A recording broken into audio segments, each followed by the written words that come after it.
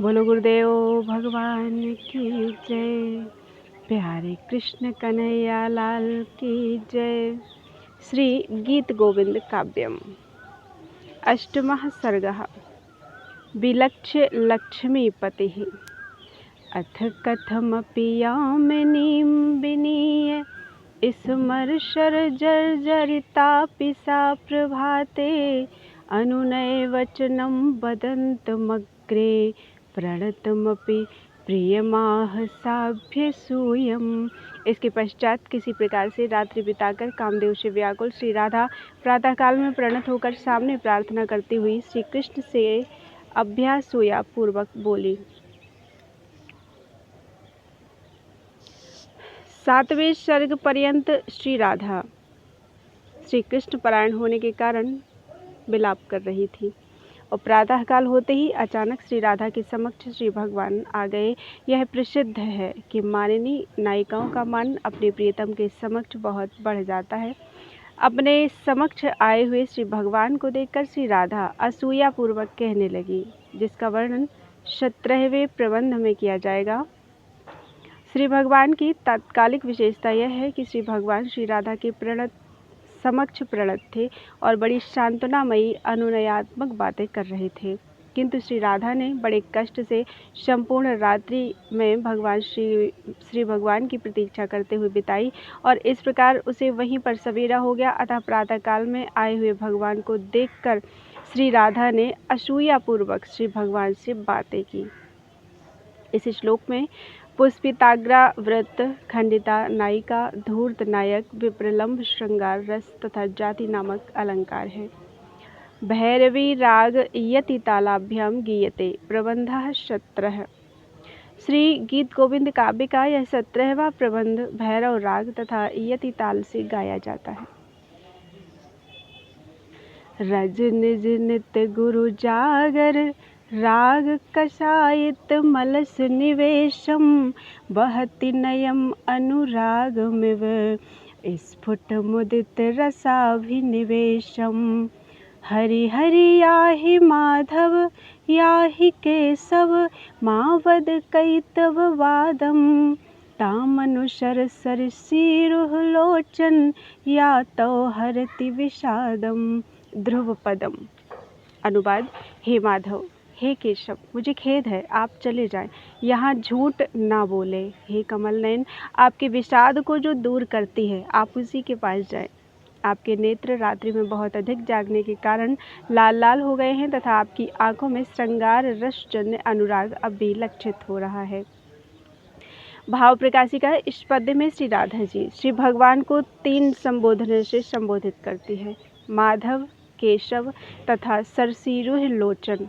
ध्रुव पद के हरि हरि ये दोनों अव्यय पद खेदार्थक हैं। वे कहती है कि हे भगवान, मुझे खेद है, आप तो माधव है अर्थात लक्ष्मीपति हैं।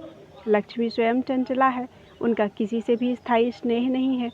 चंचला लक्ष्मी से प्रेम करने वाले आपका तो उसी तरह की किसी रमणी से स्नेह हो सकता है। मैं तो एक पतिव्रता नारी हूँ, मुझसे आप क्यों स्नेह कर रहे हैं? अतएव आप यहाँ से चले जाएं। झूठ मूठ की बातें बनाने अर्थात कैतववाद से क्या लाभ? आप तो केशव हैं अर्थात अतएव किसी केश संस्कार संपन्न रमणी से ही स्नेह कर सकते हैं। आप जाएं। आप सरसीरुह लोचन हैं। सरसीरुह शब्द कमल तथा कुमुद दोनों का समान रूप से वाचक है। श्री भगवान का कमल लोचनत्व भी प्रख्यात है, किंतु श्री राधा को यहाँ पर सरसीरुह शब्द से कुमुद रूपी अर्थ ही अभिप्रेत है। श्री भगवान भी चंद्रवंशी हैं। उन्होंने रात भर किसी अन्य नायिका के साथ जगकर रात्रि बिताया है। अतएव श्री राधा जी कहती हैं कि आप उसी रमणी का अनुसरण कीजिए जिसके साथ कुमुद के समान रात भर जगकर आपने रात्रि बिताई है। जो आपके मन के विषाद को दूर करने में समर्थ है, उसी के पास आप जाएं। कुमुद भी रात भर विकसित रहता है और दिन में मुकुलित हो जाता है। रजनी जनित इत्यादि रात भर महाजागरण करने के कारण आपकी आंखों में राग की लालिमा रूपी दोष विद्यमान है तथा उस समय जो बहुत अधिक श्रृंगार रस उदित हुआ, उस अनुरागमय का अभिनिवेश इस समय भी आपकी आंखों में बना हुआ है। यह श्री राधा के कहने का अभिप्राय है। कज्जल मलिन बिलोचन चुंबन विरचित नीलम रूपम दसन बसन मरुणम तव कृष्ण तनोति तनोरनुरूपम। हे कृष्ण, आपके लाल लाल होठ भी आंजन से अंजित नेत्रों का चुंबन करने के कारण आपके काले शरीर के समान ही कृष्ण वर्ण के हो गए हैं। भाव प्रकाशिका। हे कृष्ण, यदि आप कहें कि रात भर तुमको ही खोजते खोजते जागने के कारण मेरी आंखें लाल लाल हो गई हैं, मैंने किसी दूसरी नायिका के साथ रात नहीं बिताई है, तो आपका यह भी कथन झूठा होगा, क्योंकि आपने जिस रमणी के साथ रात बिताई है, रमण काल में उसके अंजन से अंजित आँखों का बहुत अधिक चुंबन करने के कारण आपके स्वभावतः लाल लाल होठ भी इस समय उसी प्रकार काले काले हो गए हैं जिस प्रकार आपका शरीर काला काला है। बपुरनुहरति तव स्मर संग रख रनख रक्षत रेखम। बपुरनुहरति तव स्मर संग रख नख रक्षत रेखम। मरकत सकल कलित कल धौत लिपेर रति जय लेखम। आपका शरीर कामकेली के समय किए गए तीक्ष्ण नक्षत्र रेखाओं से मरकतमणि के टुकड़े पर लिखी गई सुवर्ण लिपि के समान रतिजय लेख से युक्त है।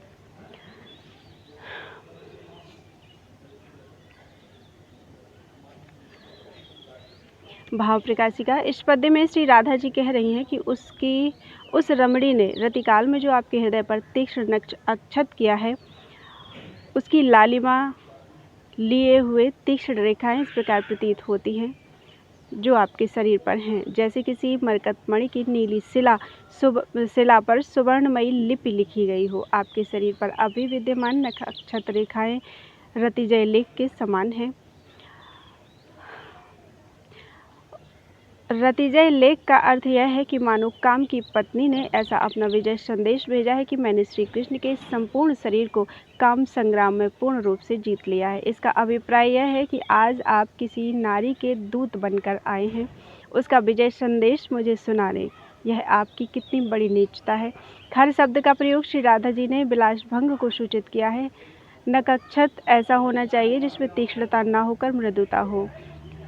अतएव आपने जिस रमणी के साथ रात बिताई है उसको रति विलासकता का ज्ञान बिल्कुल नहीं है। यह भी श्री राधा के कहने का अभिप्राय है। चरण कमल गल दलक्त कशिक्तमिदं तौ हृदय मुदारम दर्शयतीव बहिर्मदन द्रुमन बहिर्मदन द्रुम नौ किशलय परिवारम। हरे हरे। तुम्हारे विस्तृत वक्षस्थल में रमणी के पैरों के महावर की स्पष्ट छाप आपके अंतःकरण में विद्यमान कामवृक्ष के लाल किशलय समूह को मानो बाहर व्यक्त कर रही है। भाव प्रकाशिका। इस पद्य में श्री राधा जी कहती हैं कि अब आपने उस नायिका के साथ क्रोध नामक बंध विशेष से रमण किया है। योषित पादौ हृदि न्यस्य कराभ्याम धारयेत कुचौ यथेष्टम ताड़येद योनिम क्रोध बंधा प्रकीर्तितः। दशन पदम भव दधर गतम मम जनयति चेतसि खेदम कथयति कथम अधुनापि मया सह तव बपुरे तद भेदम।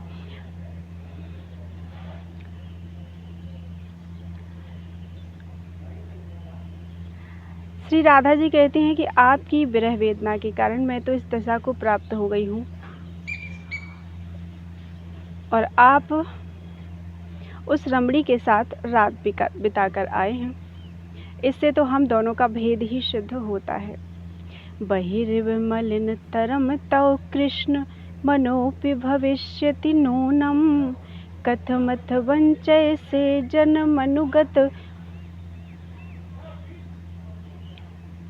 समश्वरम दूनम जन मनुगतम समशर ज्वर दूनम।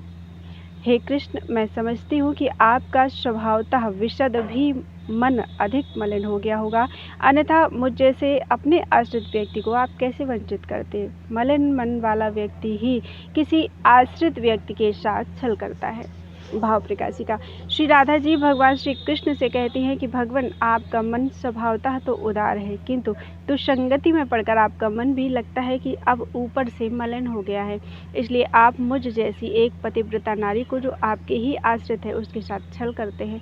मेरी उपेक्षा करके आप अन्य रमणी के साथ विलास करते हैं। कोई भी मलिन मन वाला व्यक्ति ही अपने आश्रित व्यक्ति के साथ छल करता है, खासकर उस अवस्था में जबकि मैं आपके प्रेम में पीड़ित हूँ। ऐसी दशा में आपका इस प्रकार छल करना उचित है क्या। भ्रमति भवान बलाक वलाय वने सुखिमत्र विचित्रम प्रथयति पूतनिकैव वधूवध निर्दयवाल चरित्रम। हरिहर, लगता है कि आप नारियों का वध करने के लिए ही वन में विचरण करते हैं। हे स्त्रियों का वध करने में निर्दय श्री भगवान पूतना का वध ही आपके नारी वध परायण बाल चरित्र को स्थापित करता है। भाव प्रकाशिका इस पद्य में श्री राधा जी कहते हैं कि हे भगवान, आप लगता है कि आप जो वनों में भ्रमण किया करते हैं उसका उद्देश्य नारियों का वध करना ही है, और नारियों का वध करने में आपके लिए आश्चर्य भी क्या है। आपकी अबला वध करने की प्रख्याति तो आपके बाल चरित्र से ही है।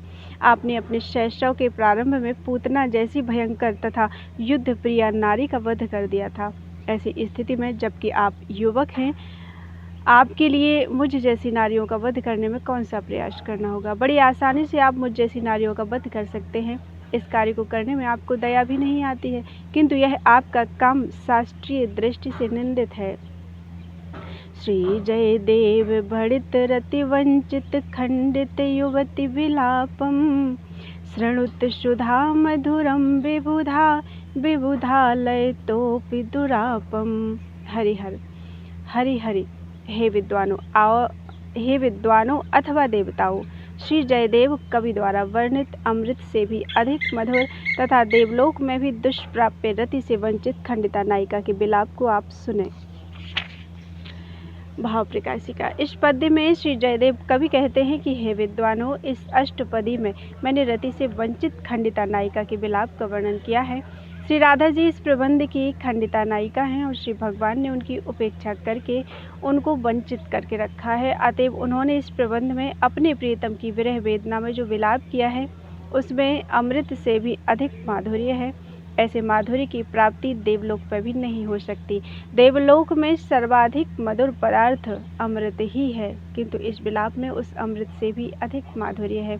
अतएव विद्वानों में जो लोग अमृतत्व प्राप्ति की कामना करते हैं उन्हें इस भौम अमृत का पान अवश्य करना चाहिए। इस प्रबंध की नायिका श्री राधा खंडिता नायिका है। खंडिता नायिका का लक्षण निम्नांकित है। निद्रा कसाय मुकुलीकृत ताम्र नेत्रो नारी नख व्रण विशेष विचित्रतांगा यस्याह कुतोपि पतिरेति ग्रहं प्रभाते सा खंडितेति कथिता कविभिः पुराणैः। अर्थात रात्रि में नींद पूरी न हो सकने के कारण लाल लाल नेत्रों वाला रमणी के नकक्षत से चिन्हित अंगों वाला जिस नारी का पति कहीं से प्रातः काल में घर आता है उस नायिका को कवियों ने खंडिता नायिका कहा है। इस गीत गोविंद काव्य के 17वें प्रबंध का नाम लक्ष्मीपति रत्नावली है। त्वेदं पश्यन्त्याः प्रशरद अनुरागं बहिरिव प्रियापादलक्तच्छुरितम् अरुणद्योति हृदयं ममाद्य प्रख्यात प्रणयभरभङ्गेन कितौ त्वादालोकः शोकादपि किमपि लज्जां जनयति। हे कपटी, आज प्रेस्या रमणी के चरणालक तक रस से व्याप्त आपके रक्तवर्ण के हृदय से लगता है कि उस रमणी का अनुराग आपके हृदय में नहीं अटकर बाहर निकल आया है। उसे देखकर अपने प्रसिद्ध प्रेम के टूट जाने के कारण मेरे हृदय में शोक की अपेक्षा अधिक कोई अनिर्वचनीय लज्जा ही उत्पन्न हो रही है। यद्यपि श्री भाव प्रकाशिका यद्यपि श्री राधा जी खंडिता नायिका हैं, फिर भी वे प्रौढ़त्व का आलंबन करके श्री भगवान के ऊपर आक्षेप करते हुए कहती हैं कि हे श्री कृष्ण, आप धूर्त हैं, आपको देखने से उतना शोक नहीं सताता है जितना कि लज्जा सताती है। मैंने आपके पास अपनी दूती को भेजा था, किंतु आपने उस दूती के साथ ही रमण किया। यही नहीं, उसके पैरों के महावर की छाप आपके वक्षस्थल में अब भी विद्यमान है। जिस स्थान पर कौस्तुभ मणि सुशोभित होती है, उस स्थान पर प्रेष्या दूती के पैरों की छाप सुशोभित हो रही है। लग रहा है कि उसके प्रति आपका जो अनुराग है वह आपके हृदय में नहीं अट रहा, अतः बाहर निकल आया है। आज तक मैं जानती थी कि श्री कृष्ण मेरे हैं, वे अनन्य रूप से मेरे हैं। उस प्रणय के अपार गर्भ से मैं अमर्यादित प्रसन्नता से प्रसन्न रहती थी, किंतु आपने अपने आचरण के द्वारा उस प्रणय का भंग कर दिया है। इस प्रकार आपको देखकर मुझे लज्जा अधिक आती है और शोक कम होता है। मैं नहीं समझती थी कि मेरे श्री कृष्ण किसी प्रेष्या के साथ रमण करके इतनी प्रसन्नता का अनुभव करेंगे। आश्चर्य है, आप किसी प्रेष्या का उपभोग करके भी लज्जित नहीं हैं। इस श्लोक में शिखरणी छंद तथा उत्प्रेक्षा अलंकार है। अंतर्मोहन मौलि घूर्णन चलन मंदरा बिभ्रशन स्तंभाकर्षण द्रप्ति हर्षण महामंत्रः कुरंगी दृशाम द्रप्यदानवदूयमानदि विशद्दुर्वार दुखापदां भ्रंसः कंसरिपोर्विपोलयतु वह श्रेयांसि वंशीरवः। इति श्री जयदेव कृतौ श्री गीत गोविंदे खंडितावर्णे विजय लक्ष्मी पतिर्नाम अष्टमः सर्गा। सुंदरियों के मन को मोहित करने वाली, प्रसन्नता से उनके सिर को कपाने वाली, चंचल मंदार कुसुम को गिराने वाली तथा द्रप्त दानवों से दुखी देवताओं के दुख दूर करने वाली, कंस के शत्रु श्री कृष्ण भगवान की सुंदरियों के लिए स्तंभन, आकर्षण तथा नेत्रोत्साह को बढ़ाने वाले महामंत्र के समान बंसी की ध्वनि आप सभी का कल्याण करे। इस प्रकार से जयदेव कवि प्रणीत गीत गोविंद काव्य के खंडिता नायिका वर्णन प्रसंग में विजय लक्ष्मी पति नामक 8वां सर्ग पूरा हुआ। भाव प्रकाशिका 8वें सर्ग के इस अंतिम श्लोक में श्री जयदेव कवि पाठकों एवं श्रोताओं को आशीर्वाद प्रदान करते हुए कहते हैं कि श्री भगवान की बंसी की ध्वनि एक महामंत्र के समान है। आपकी आवाज़ को सुनकर सुंदरियों के मन मोहित हो जाते हैं।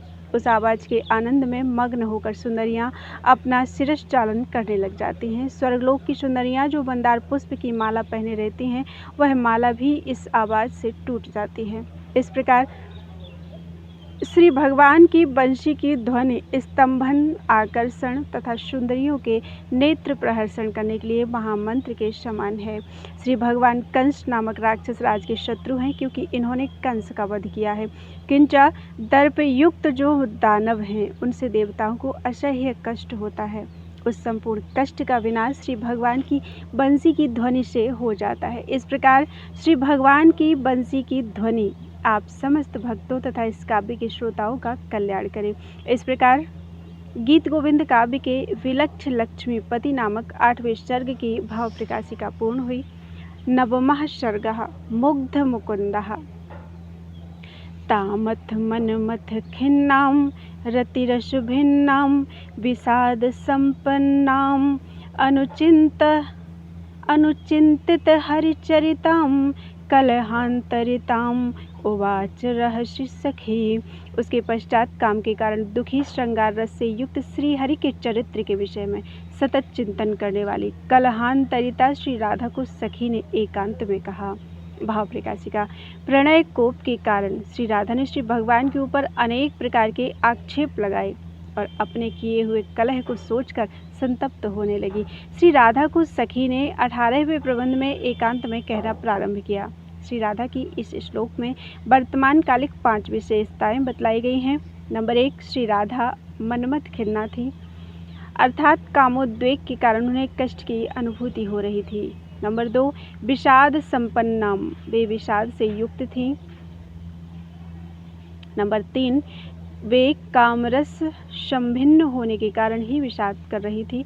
नंबर 4, अनुचिंतित हरिचरिता, वे बार बार श्री भगवान के चरित्र के ही विषय में सोचती जा रही थी। तथा 5वां है कलहांतरिता नायिका थी।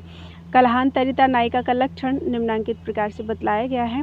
प्राणेश्वरम प्रणयकोप विशेष भीतम या चाटुकारं वरधीय विशेष वाग्भिः संतप्यते मदन बहनि शिखासमूहैर् बाष्पाकुलेः कलहांतरिता ही सा स्यात्।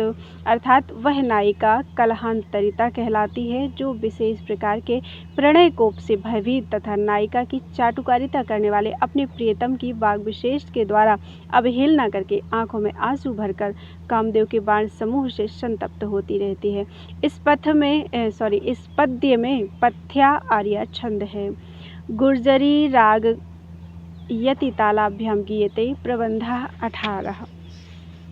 अनुवाद। गीत गोविंद काव्य का 18वां प्रबंध गुर्जरी राग तथा यति ताल में गाया जाता है। हरिरभिशरति बहति मधु पवने किम परम अधिक सुखम सखी भवने माधवे मा कुरु माननी मानमये ध्रुव पदम।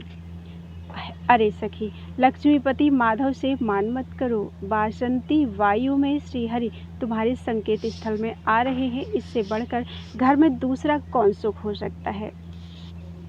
भाव प्रकाशिका। सखी श्री राधा जी से कहती है कि हे सखी, तुम्हें लक्ष्मीपति श्री भगवान से मान नहीं करना चाहिए। भला बतलाओ, इससे बढ़कर दूसरा सौभाग्य क्या हो सकता है कि स्वयं श्री लक्ष्मीपति तुम्हें मना रहे हैं। अतएव तुम अपना मान करना छोड़ दो। वासंती वायु बह रही है और ऐसी स्थिति में श्री भगवान तुम्हारे संकेत स्थल में आ रहे हैं, इससे बढ़कर घर में कौन सा सुख मिल सकता है। यही सबसे बड़ा सुख है कि स्वयं लक्ष्मीपति श्री भगवान तुम्हारे पास आ रहे हैं। ताल फलादपि गुरुमति सरसम किम विफली गुरु से कुछ कलशम। माधवे। ताल के फल से भी भारी तथा अत्यंत रस भरे अपने कुछ कलशों को तुम व्यर्थ क्यों बना रही हो। कति न कथित मिदम अनुपद मचिरम कति न कथित मिदम अनुपदम अचिरम माँ परिहर हरिमतिशय रुचिरम। सखी, मैंने तुम्हें बार बार इस बात को बतलाया है कि अत्यंत मनोहर श्री हरि का परित्याग मत करो। भाव प्रकाशिका।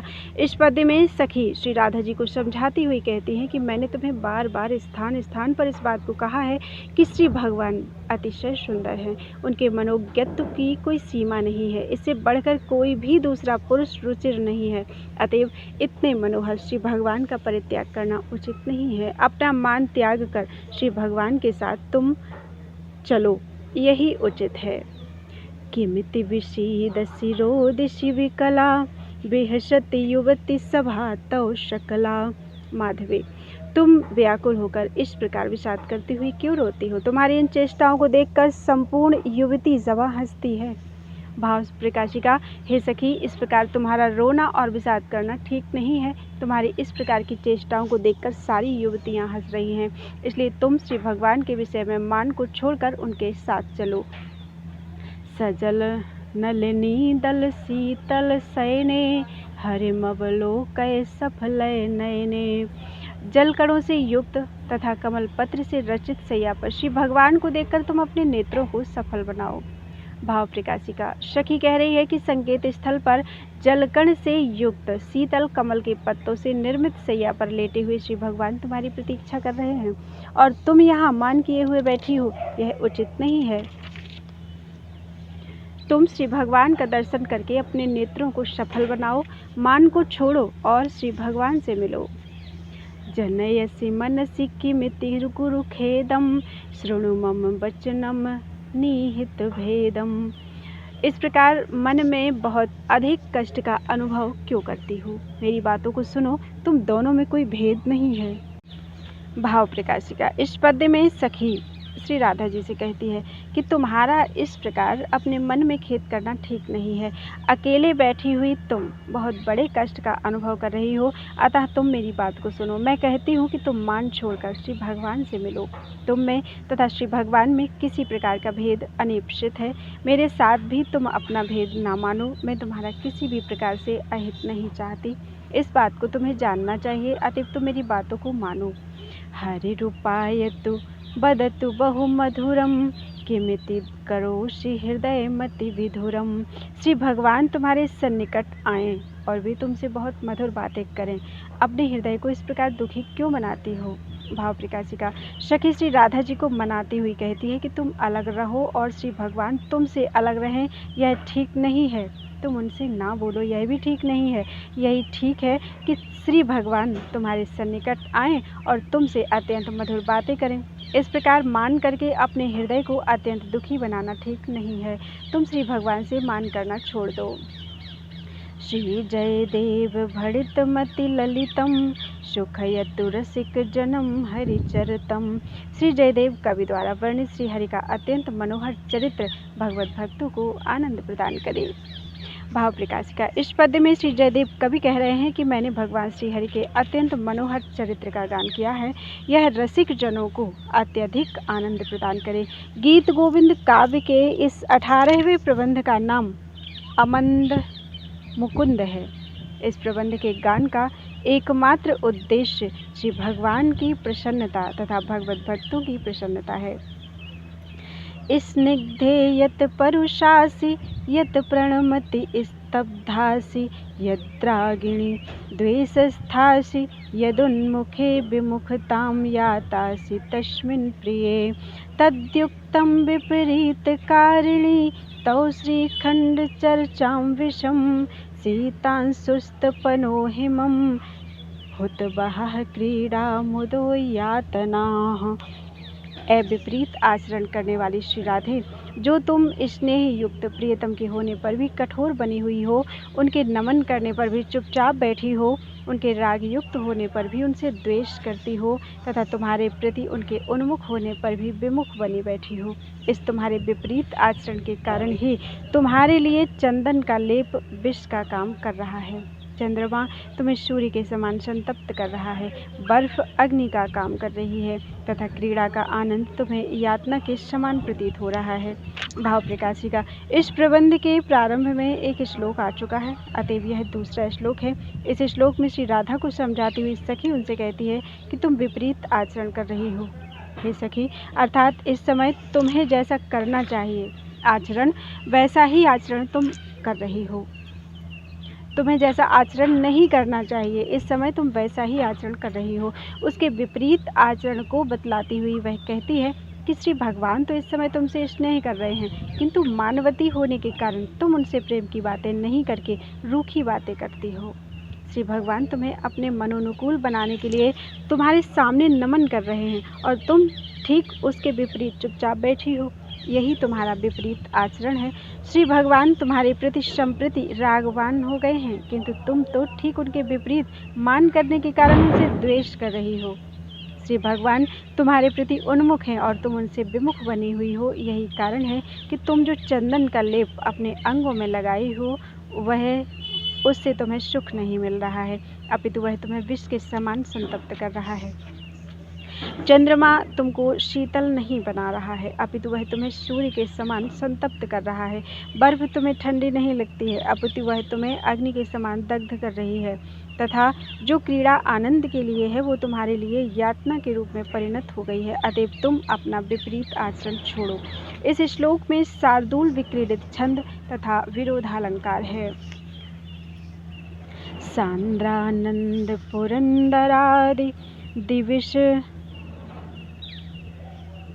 सांद्रानंद पुरंदरादि दिविशद वृंदैर्मंदादरा दानम्रैर्मुकुटेन्द्र नीलमणिभिः संदर्शितेन्दिरं स्वच्छन्दं मकरन्द सुंदर गलन्मन्दाकिनी मेदुरं श्रीगोविन्द पदारविन्दं शुभस्कन्धाय वन्दामहे।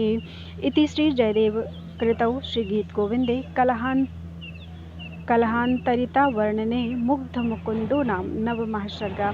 हम अपने अशुभ का विनाश करने के लिए श्री भगवान के उन चरण कमलों की वंदना करते हैं जिनसे स्वच्छंद रूप से निकलती हुई श्री गंगा जी पराग के समान मनोहर लगती हैं तथा अत्यधिक आदर पूर्वक साष्टांग प्रणति पुरस्सर पूर्णानंद युक्त इंद्रादि देव समूह के मुकुट में लगी इंद्र नीलादि मणियां भ्रमर के समान प्रतीत होती हैं।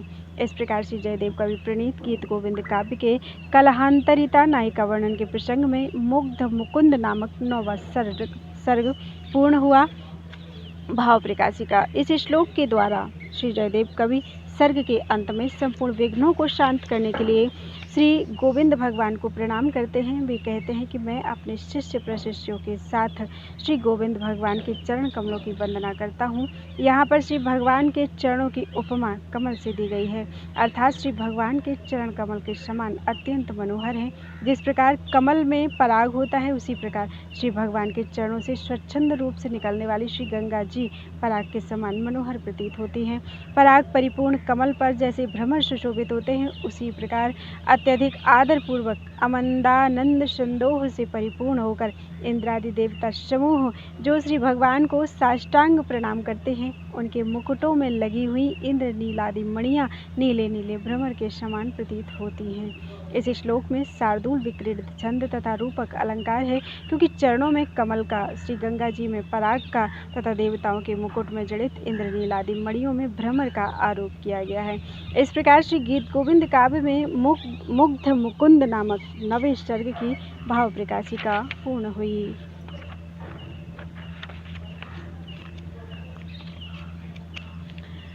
दशमः सर्गः चतुर्भुजः। अत्रान्तरे मसृण रोषवशाम पारनिः निःश्वासिनिः सहमुखीं सुमुखीमुपेत्य। एक बार फिर से पढ़ देते इस लाइन को। अत्रान्तरे मसृण रोषवशाम पार निःश्वासिनिः सहमुखीं सुमुखीमुपेत्य। सव्रीडमीक्षित सखी वदनां दिनान्ते सानंद गदगद पदम हरिरित्युवाच। इसी बीच सायंकाल होने पर कोमल रोष के कारण बहुत अधिक दीर्घ निश्वास को सहन करने में असमर्थ मुख वाली तथा लज्जापूर्वक सखी के मुखड़े को देखने वाली श्री राधा के सन्निकट आकर श्री हरि ने आनंद युक्त वाणी में इस प्रकार कहा। भाव प्रकाशिका। सायंकाल की बेला हो गई थी। सखी के द्वारा अनुनय करने पर भी श्री राधा जी का क्रोध शांत नहीं हो पाया था। वे कोमल रोष से युक्त थीं, उसके कारण श्री राधा जी बहुत अधिक लंबी श्वास ले रही थीं, जिसको उनका मुखड़ा बर्दाश्त नहीं कर पा रहा था तथा सखी उनके मुखड़े को लज्जापूर्वक देख रही थी। इसी स्थिति में सायंकाल होने पर श्री राधा जी के सन्निकट आकर श्री भगवान ने आनंदपूर्ण वाणी में कहा। देशवराड़ी रागाष्ट ताली तालाभ्याम गीयते।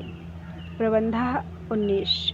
गीत गोविंद काव्य का यह 19वां प्रबंध देशवराड़ी राग तथा अष्टताली ताल में गाया जाता है। बदसि यदि किंचिदपि दंत रुचि कौमुदी हरति दरति मिरमति घोरम स्फुरदधर्षि धवे तौ बदन चंद्रमा रोचयतु लोचन चकोरम।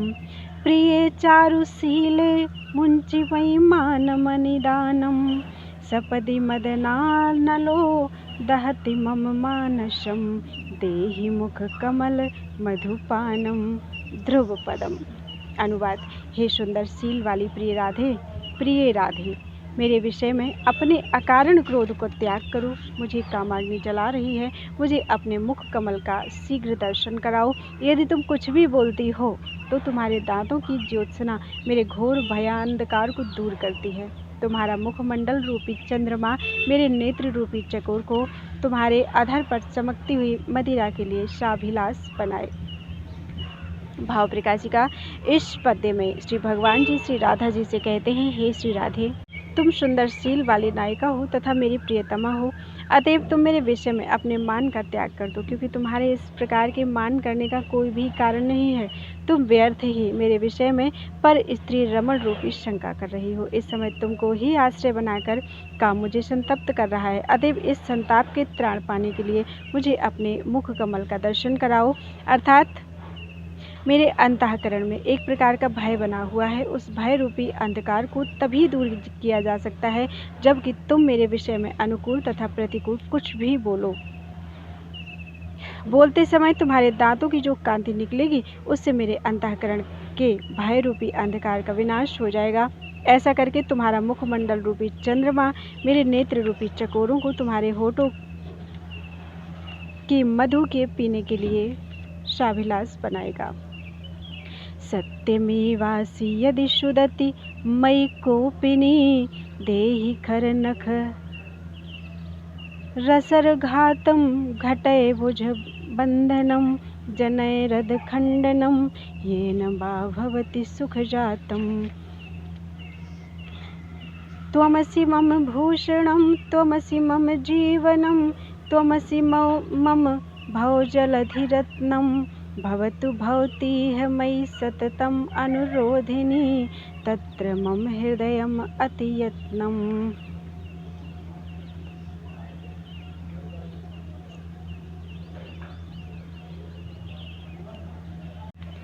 तुम ही मेरा अलंकार हो, मेरा जीवन हो, संसार सागर की निधि हो।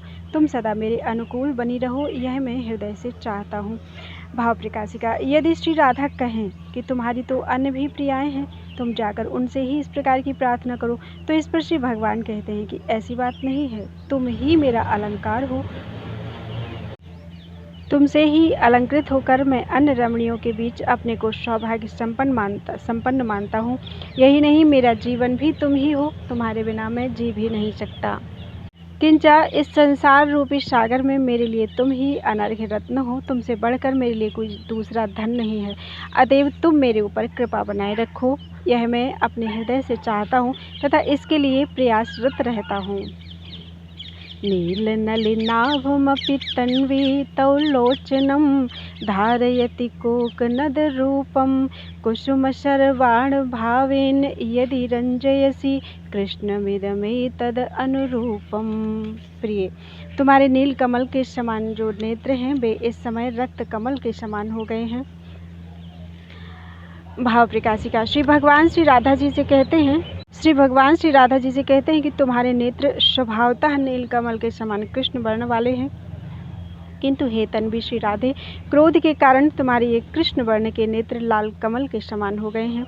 इससे लगता है कि कृष्ण वर्ण की वस्तुओं को तुम में रक्त वर्ण का बना देने का सामर्थ्य है। अतएव तुम मुझ पर क्रोध ना करके मुझसे स्नेह करो। स्फुरतु कुचकुम्भयोरुपरि मणिमञ्जरी, रञ्जयतु तौ हृदय देशं, रसतु रसनापि तौ घन जघन मण्डले, घोषयसु मनमथनिदेशम्। स्थलकमलगञ्जनं मम हृदय रञ्जनं, जनितरतिरङ्गपरभागं, भणमृषणवाणि करवाणि चरणद्वयं, सरसलसदलक्तकरागम्, स्मरगरलखण्डनं मम शिरसि मण्डनं, धेहि पदपल्लवम् उदारं, ज्वलति मयि दारुणो मदनकदनारुणो, हरतु तदुपाहितविकारम्।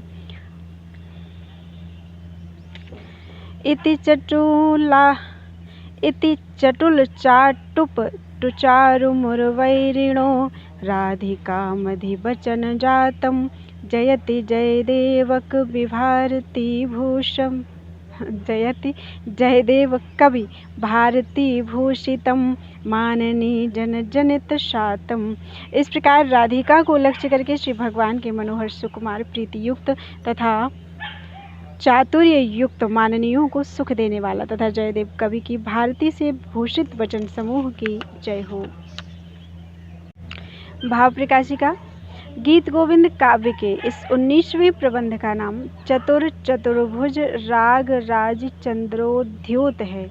इस प्रबंध के अंतिम पद्य के द्वारा श्री जयदेव कवि कहते हैं कि श्री भगवान ने इस प्रबंध में श्री राधिका जी को लक्ष्य करके जिन वचनों को कहा है वे वचन मनोहर, प्रीति युक्त, चातुर्य युक्त तथा सौकुमार्य युक्त हैं। ऐसे वचनों से माननीय नायिकाओं को सुख मिलता है। किंचा ये वचन श्री जयदेव कवि की भारती से भूषित हैं। अतएव श्री भगवान के इन वचनों की जय हो, क्योंकि ये सर्वोत्कृष्ट वचन हैं।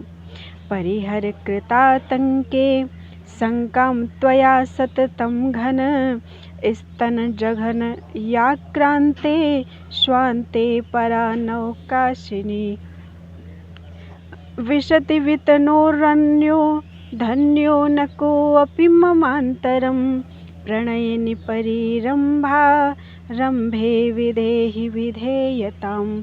मेरे विषय में अन्य वनिता संग की शंका छोड़ दो। हे प्रणयिनी श्री राधे, सदा तुम्हारे और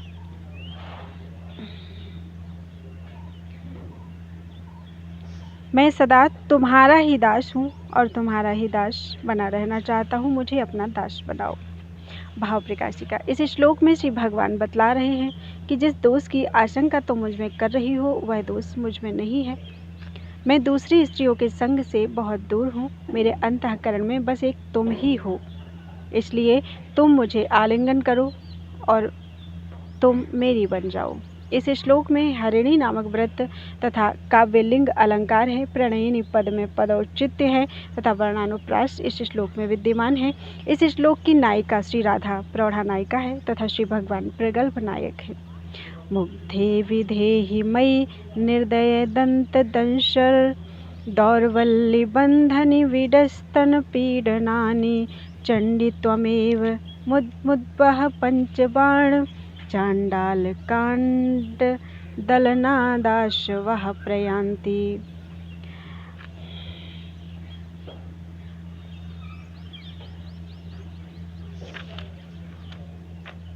शशिमुखी तव भाति भंगुर भूर्युवजन मोह कराल काल सर्पी तदुदित भय भंजनाय यूनाम त्वदधर सीधि सुधैव सिद्ध मंत्रः। हे चंद्रमुखी, तुम्हारी टेढ़ी भौहें युवकों को मोहित करने के लिए भयंकर सर्प के समान है। उससे उत्पन्न भय को विनष्ट करने के लिए तुम्हारे अधरों की मदिरा ही सिद्ध मंत्र है।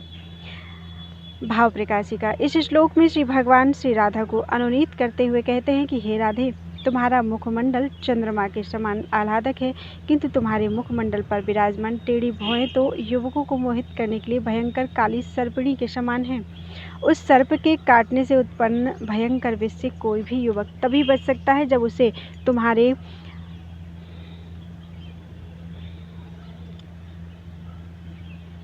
अधरों की सुधा रूपी भ्रू रूपी सर्पिणी के डसने से उत्पन्न विष को शांत करने के लिए सिद्ध मंत्र मिल जाए। इस श्लोक में पुष्पिताग्रवृत्त तथा कल्पितोपमा और रूपक अलंकार है। व्यथयति व्रथा मौनम तन्वी प्रपंचय पंचमं तरुणी मधुरालापैस्तापं विनोदय दृष्टिभिः सुमुखी विमुखी भावं तावद् विमुञ्च न मुञ्च मां स्वयमतिशय स्निग्धो मुग्धे प्रियोऽयम् उपस्थितः। हे तन्वी,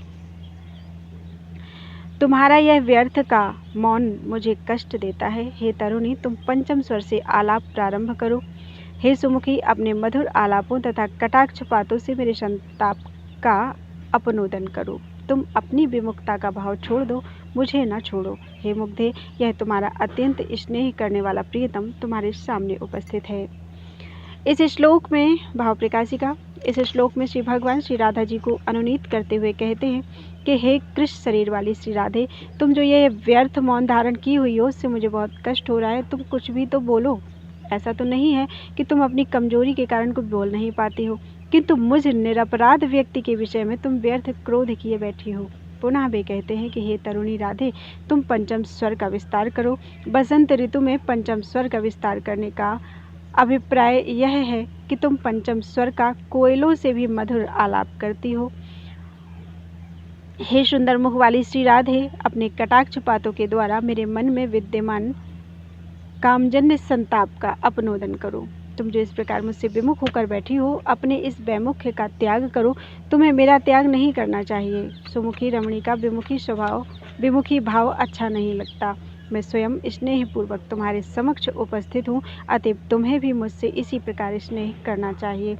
इस श्लोक में हरिणी व्रत, यथाशंख्य अलंकार, अनुकूल नायक, प्रसाद गुण, कैशिकी वृत्ति, वैदर्भी रीति तथा मागधी गीति है।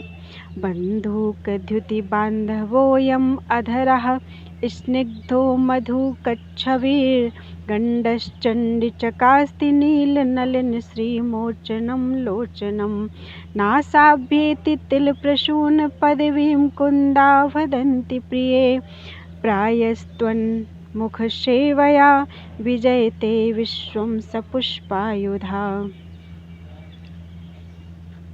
हे प्रिय चंडी, यह तुम्हारे अधर बंदूक पुष्प के समान है।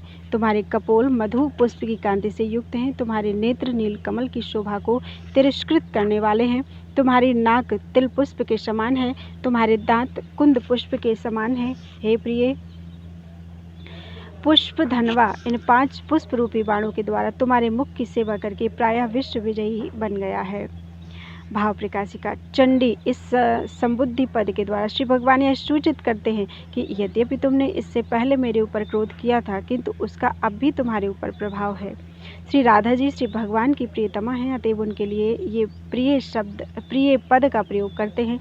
इस श्लोक में श्री भगवान कहते हैं कि कामदेव के 5 पुष्पमय बाण हैं। उन अपने पुष्पमय बाणों के द्वारा कामदेव तुम्हारे मुख की सेवा करता है, इसलिए इस समय वह विश्व विजयी बना हुआ है। कामदेव के 5 बाणों की श्री राधा जी के मुखमंडल में विद्यमानता का वर्णन करते हुए श्री भगवान कहते हैं कि तुम्हारे होठ बंधूक अर्थात दोपहरिया पुष्प के समान लाल लाल हैं, अतएव वे ही कामदेव के रक्त वर्ण के आकर्षण बाण हैं। तुम्हारे कपोल मधुक अर्थात महुआ के पुष्प के समान पीले पीले हैं, वे ही कामदेव के पीत वर्ण के वशीकरण बाण हैं।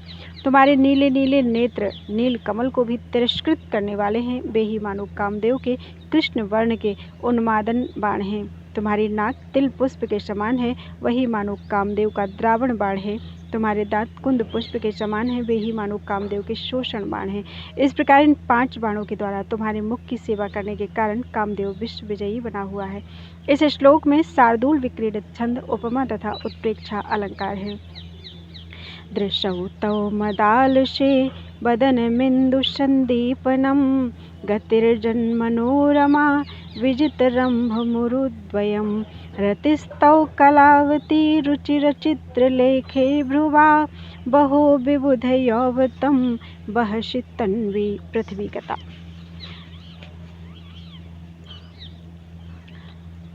हे तन्वी राधे, तुम्हारे नेत्र मद से अलस्य हैं। तुम्हारा मुखमंडल चंद्रमा के समान है। तुम्हारा चलना लोगों के मन को मोहित कर लेता है। तुम्हारी भौहें मनोहर और विचित्र हैं। इस प्रकार पृथ्वी पर रहकर भी तुम देव स्त्री समूह को अपने शरीर में धारण करती हो। भाव प्रकाशिका इस श्लोक में श्री भगवान कहते हैं कि श्री राधे, यद्यपि तुम पृथ्वी पर निवास करती हो, फिर भी तुम्हारे भीतर देव स्त्री समूह का निवास है। यह एक बड़े आश्चर्य की बात है। मद से आलस्य युक्त बने हुए तुम्हारे नेत्रों में मदालसा नामक अप्सरा का निवास है। तुम्हारा मुखमंडल चंद्रमा से भी अधिक आह्लादक है, अतएव तुम में इंदुमती नामक अप्सरा का निवास है। तुम्हारी गति लोगों के मन को मोहित करने वाली है, अतएव तुम में मनोरमा नामक अप्सरा का निवास है। तथा तुम्हारी दोनों जांघें कदली स्तंभ से भी अधिक मनोहर हैं, अतएव तुम में रंभा का निवास है। तुम्हारी गति हाव भाव आदि कलाओं से युक्त है, अतएव तुम में कलावती नामक अप्सरा का निवास है। तुम्हारी भौहें मनोहर चित्र लिखित के समान है, अतएव तुम में चित्रलेखा का निवास है। इस तरह पृथ्वी लोक में भी रहने वाली तुम में देव स्त्री समूह का निवास है। इस श्लोक में पृथ्वी छंद तथा कल्पितोपमा अलंकार है। सप्रीतिम तनुतां हरिः कुवलया पीडेन सार्धं रणे राधापीन पयोधरः स्मरण कृतकुम्भेन सम्भेदवान् यत्र स्विद्यति मीलति क्षणमपि क्षिप्रं तदालोकन् व्यामोहेन जितं भूतकंसस्य कोलाहलः। इति श्री जयदेव कृतौ श्री गीत गोविंदे मानिनी वर्णने चतुर्भुजो नाम 10वां सर्गः। वे श्री भगवान जगत का हर्ष बढ़ाएं, जो भगवान श्री राधा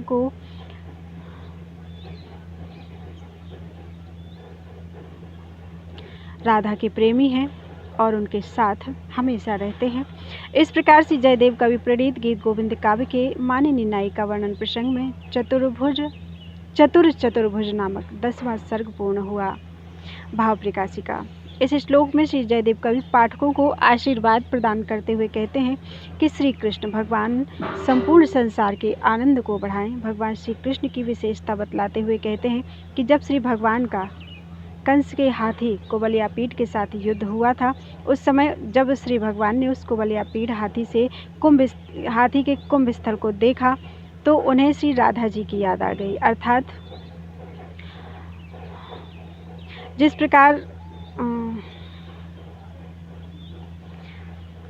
इस प्रकार उस हाथी को देखते ही उनके मन में सहसा श्रृंगारिक भावना उत्पन्न हो गई। फलतः उनमें सात्विक भाव उदित हुआ और उनको एक बार पसीना हो आया।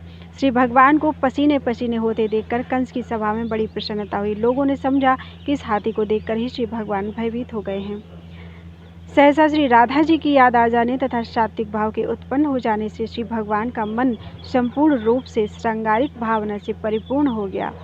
श्री राधा के स्मरण और मिलन जन्य सुख का अनुभव करके उन्होंने एक बार अपनी आंखें बंद कर लीं। संसार में भी देखा जाता है कि जब कोई अपनी प्रेयसी के मिलन जन्य आनंद की याद करता है तो अपनी आंखें बंद कर लेता है, किंतु भगवान की इस स्थिति को देखकर कंस के सभासदों को यह समझकर आनंद हुआ कि इस कुबलियापीठ को देखकर श्री कृष्ण भयभीत होकर अपनी आंखें बंद कर लिए हैं। किंतु ज्यों ही भगवान के मन में आया कि यह कुबलियापीठ हाथी है, उन्होंने उस हाथी को मार दिया। उसे देखते ही कंस के सभासदों के मुख से अचानक यह बात निकल पड़ी, श्री कृष्ण जीत गए। यह आवाज़ व्यामोह युक्त होने के कारण कोलाहल के समान बन गई। इस प्रकार श्री गीत गोविंद काव्य के चतुर्भुज नामक 10वें सर्ग की भाव प्रकाशिका व्याख्या पूर्ण हुई। बोलो वृंदावन बिहारी लाल की जय। जो भी गलतियाँ हों उन्हें क्षमा कर दीजिएगा। मुझसे कहीं कहीं पढ़ते बनता नहीं है और कहीं कहीं मैं पढ़ पाती नहीं हूँ। जो भी है आप समझ सकते हैं। बोलो वृंदावन बिहारी लाल की जय।